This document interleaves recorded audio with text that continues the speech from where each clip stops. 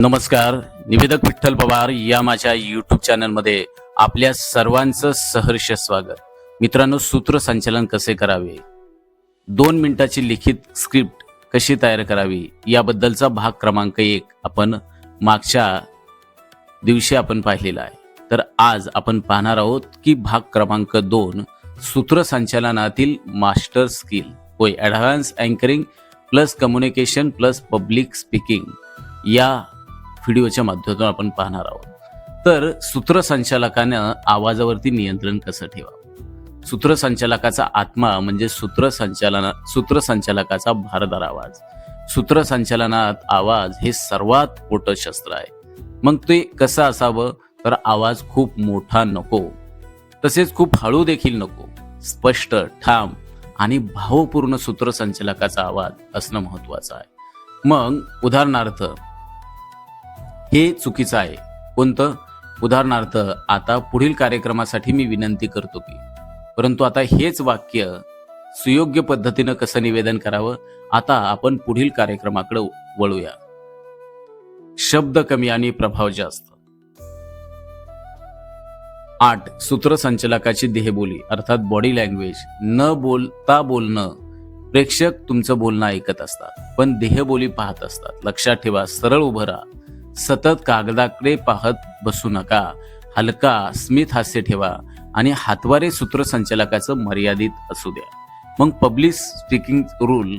सूत्रसंचालकानं आत्मविश्वासपूर्ण त्याच्या देहबोलीतून तो दिसला पाहिजे. सूत्रसंचालकानं प्रेक्षकांशी नातं कसं जोडायचं, तर सूत्रसंचालक यशस्वी मित्रांनो तेव्हाच होतो जेव्हा प्रेक्षक आपले होतात.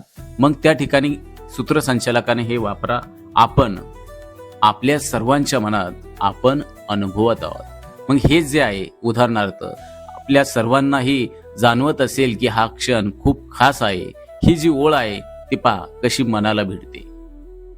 मग सूत्रसंचालकाकडे हे देखील स्किल असणं महत्वाचं आहे. ते म्हणजे अचानक बदल हाताळण्याची कला. Princess of mind. कार्यक्रमात पाहुणे उशिरा येत असतात किंवा कार्यक्रमामध्ये अचानक लाईट जाते, माईक बंद पडतो. खरं तर मित्रांनो, इथेच खरा सूत्रसंचालक आपल्याला पाहायला मिळतो. उदाहरणार्थ, माईक बंद पडल्यानंतर सूत्रसंचालकाने त्या ठिकाणी काय बोलावं. तांत्रिक अडचणी या कार्यक्रमाचा एक भाग असतात. तोपर्यंत आपण टाळ्यांनी हे वातावरण जिवंत ठेवूया.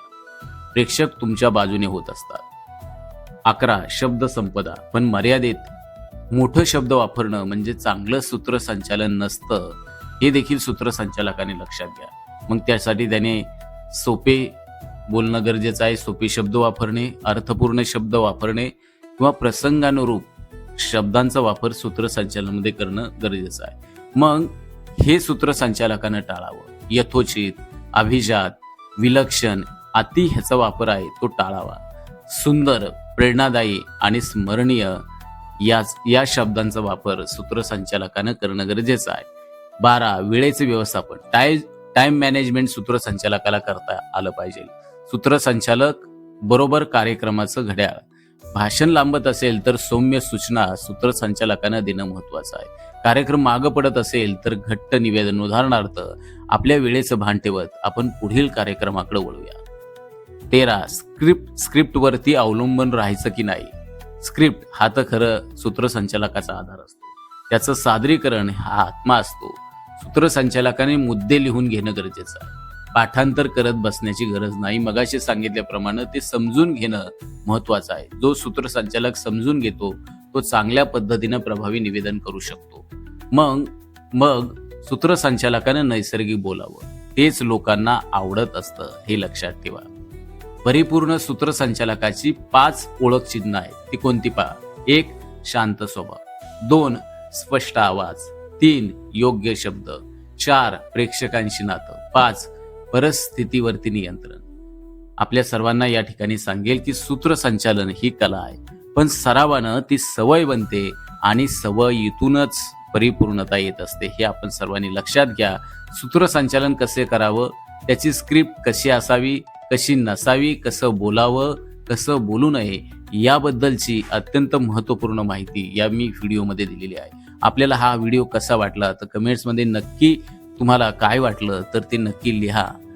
धन्यवाद. आणि निवेदक विठ्ठल पवार या यूट्यूब चॅनलवर तुम्ही नवीन असाल तर माझ्या यूट्यूब चॅनलला सबस्क्राईब करा. व्हिडिओ आवडल्यास लाईक करा, शेअर करा आणि कमेंट्स करायला विसरू नका.